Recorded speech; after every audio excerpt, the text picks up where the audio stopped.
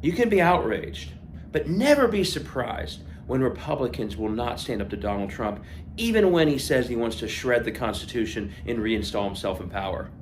Folks, they never stand up to Trump, but this is bigger than even that. They have been attacking democracy well before Donald Trump ever ran for office, and that's the most important point. So when Obama won, it began almost immediately. He didn't just sweep to power in Washington and put Democrats in power in Washington. He swept Republicans, his Obama coalition especially, swept Republicans out of power in states like Ohio, in Wisconsin, in Pennsylvania. They all became blue at the state house level.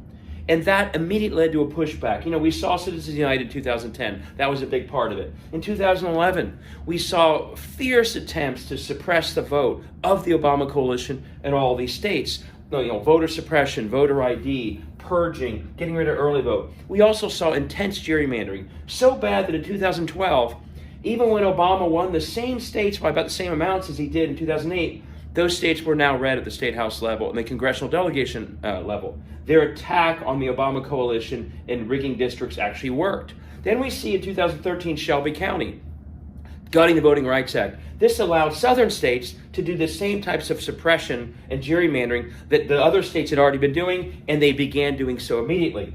In 2016, they wouldn't seat Merrick Garland, another affront against democracy. In 2016, we also saw, after Roy Cooper won North Carolina, an immediate attack on those results, trying to strip him of power. And this is also when we started to see them begin to simply deny and ignore the results and defy the results of referenda voted on by the people in states across the country.